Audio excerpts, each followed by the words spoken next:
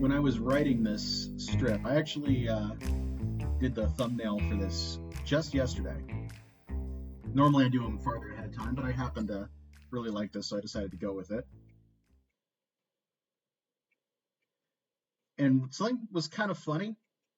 I felt legitimately sad working on this strip. Like, I felt really bad for this character.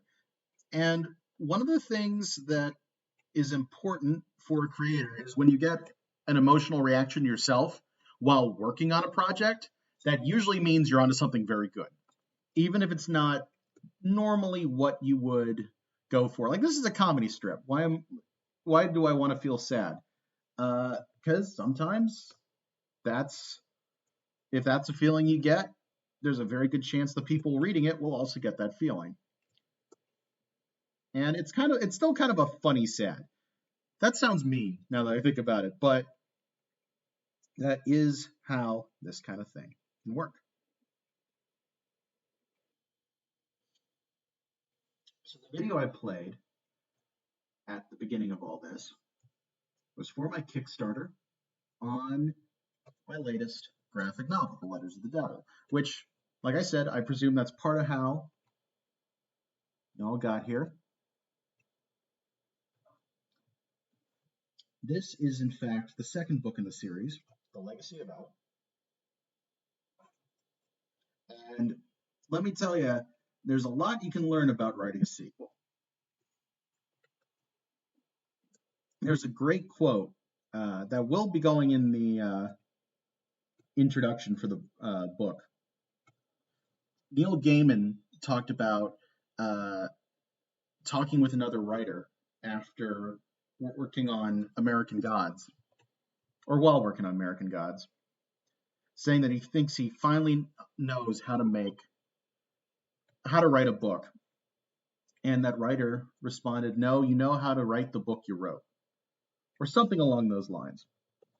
And man, is that true? Like, I was convinced after I did the first one, oh yeah, the second one will be easy. I'll just do the same thing I did with the first one. Nope. A lot changes. A lot ends up different. It's a completely different animal. It is not the same.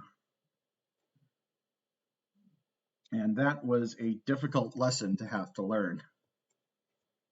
Thankfully, I'd say I learned it pretty well. We'll see. Next time, maybe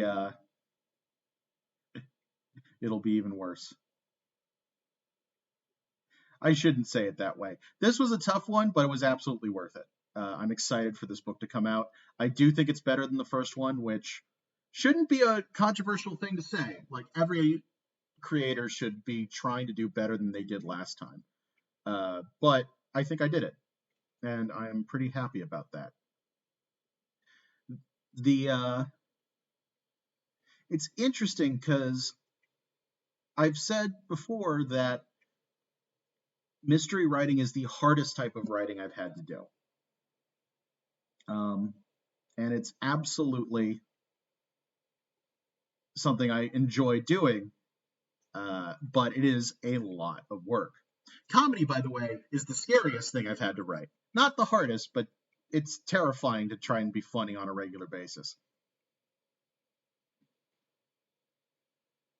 Ooh, fix that finger. There we go.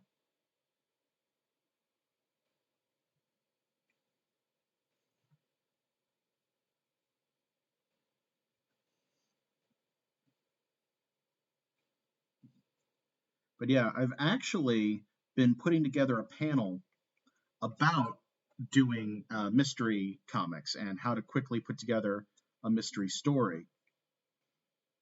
And I'm thinking for the next live stream I do, I kind of want to record that if I can get that set up in time. I've given the presentation a few times. It's something that does require audience interactivity, so I will need to get a group of people there ready to help me.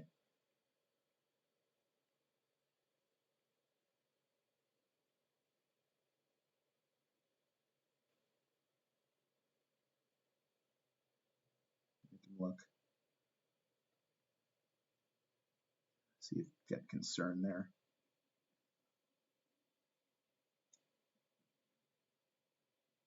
But hopefully that should be good. What else has been going on?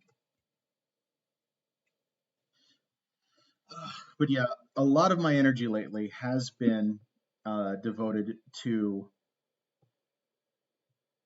various forms of shilling and advertising, which I hate doing. But when you got a Kickstarter, that's something you kind of have to do. You're trying to make money, and I'm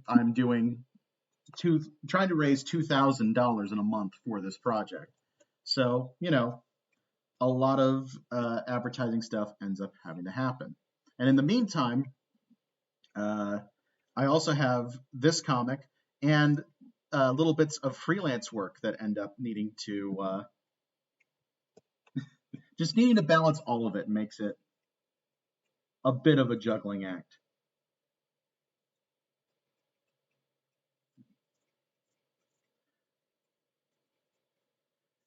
That said, sometimes the stuff will feed off of each other. For example, my most recent freelance gig was helping out a friend set up the various, what's the word? I made the promotional materials and iconography. There we go. For the podcast. It's a project called Play Disc. It's a music podcast all about checking out full albums and analyzing it with two brothers, one of whom is one of my best friends from college. And I ended up helping him, and they've been incredibly helpful with advertising the Kickstarter and doing all kinds of stuff like that. They recently ran an ad for me for the project. There we go. Didn't he also have something in his hair?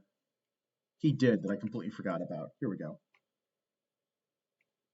It's going to be like a random mane frill thing.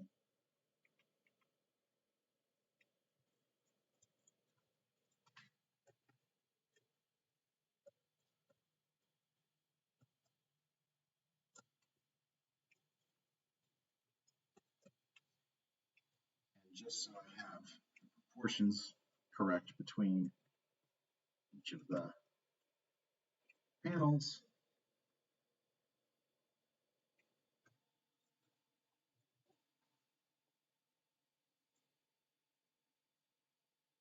turn that down to about there,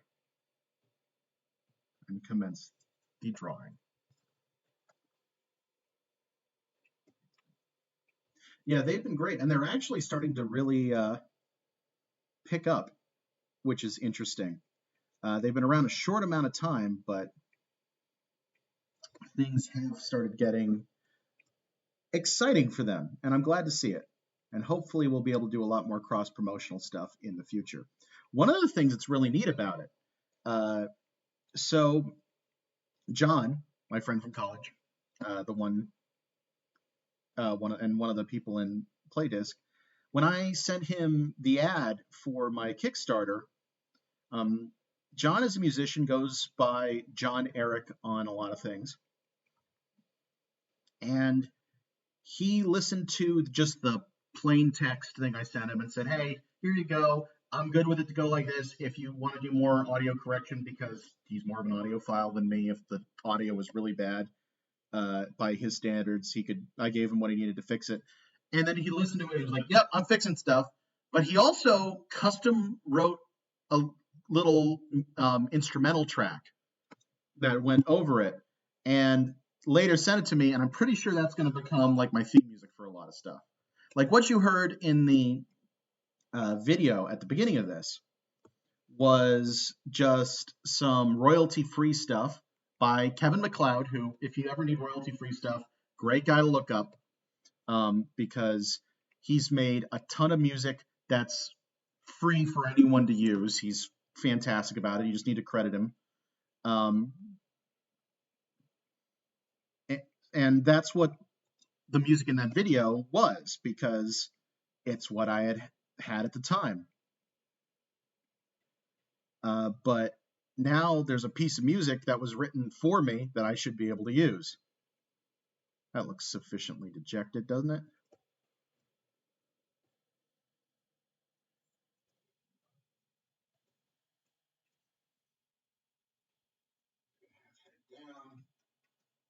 I did this so I could eyeball the proportions for the second drawing and try to get them close to what the original sizes were, just so the two panels will look close.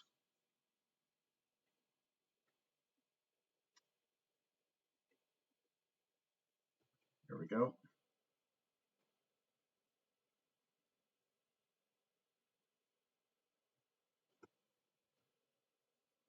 Let's do crossed arms. Crossed arms are an annoying thing to draw. If you want to check out that podcast, by the way, you can find it at, well, it's playlists in a lot of different places. If you Google that, you should find it. But you can also go to their Patreon, which is the easiest link for me to remember, which is patreon.com/playdisc with a C podcast. Again, that is patreon.com/playdisc podcast. Give them a look. They just did a video on Billy Joel, and controversial a statement as this may be, because I know some people hate Billy Joel. I actually really like Billy Joel. I have for pretty much ever. And it was pretty cool hearing them talk about it. I also happen to know that John is a huge Billy Joel fan. So I knew that it was going to be an interesting one. And with that, the basic pencils for the first strip are done.